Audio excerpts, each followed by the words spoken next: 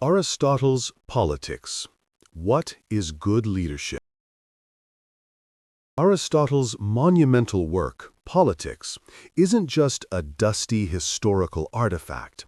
It's a vibrant, ever-relevant toolkit for understanding how humans thrive together, and a masterclass in what good leadership truly looks like.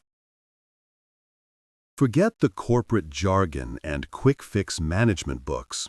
Aristotle offers a profound, nuanced view, one that links the well-being of the ruler directly to the well-being of the entire community. He wasn't interested in popularity contests or power grabs, but in achieving the highest human good, eudaimonia, often translated as flourishing, living well, or a life well lived.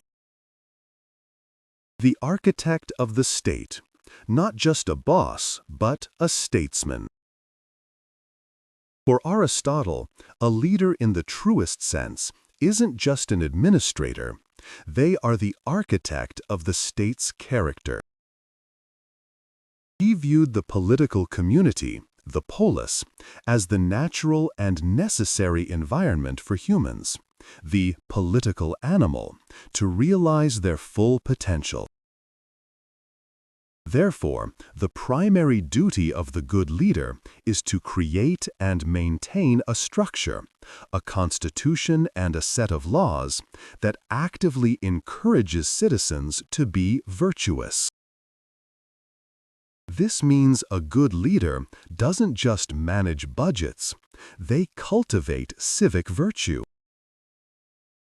Their goal is to transition the populace from merely living to living well. This concept immediately filters out any form of governance that serves only the ruler's self-interest. Aristotle starkly contrasts correct constitutions, those serving the common interest, with deviant constitutions, those serving only the private interest of the ruling party. Correct constitutions, serving the common good, deviant constitutions, serving the rulers.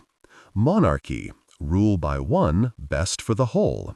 Tyranny, rule by one for self-interest. Aristocracy, rule by the best and virtuous. Oligarchy, rule by the wealthy for wealth. Polity, constitutional republic or mixed government.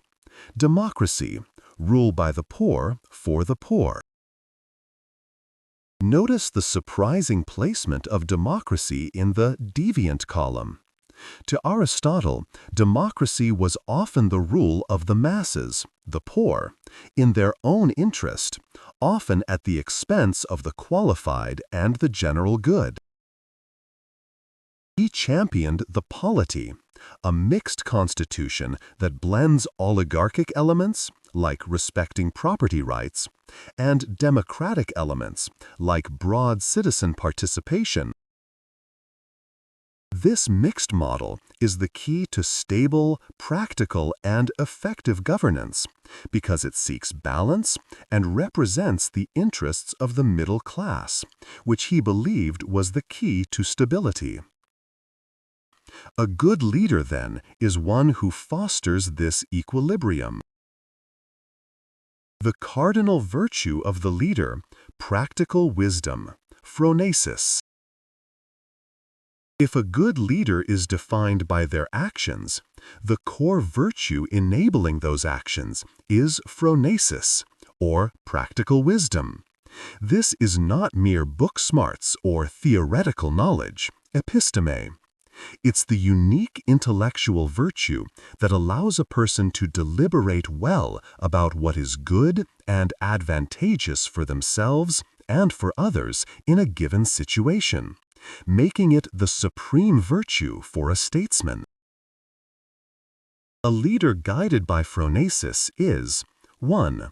Goal-oriented but flexible.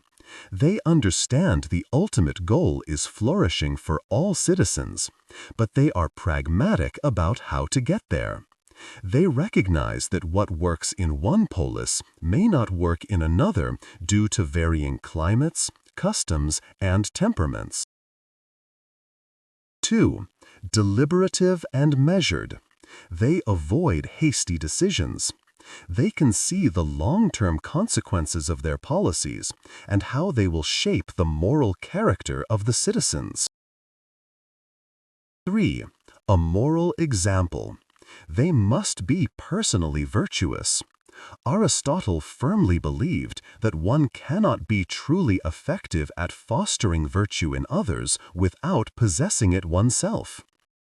A leader's character is inextricably linked to the state's character. Integrity isn't a bonus, it's a job requirement. The necessity of rule of law and education. The good leader does not rule whimsically. Aristotle argues that it is better for the law to rule than any individual. The best regime is one where the individual leader, even excellent, is merely the guardian and servant of the laws. Why? Because the law is reason stripped of passion. He who bids the law rule may be deemed to bid God and reason alone rule. But he who bids man rule adds an element of the beast. For desire is a wild beast, and passion perverts the minds of rulers, even when they are the best of men.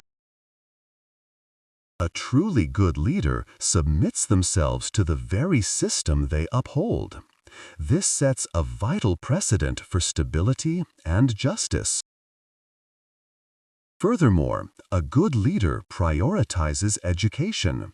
Since the goal of the state is to cultivate virtue, and virtue must be learned, public education is the single most important task of the legislator.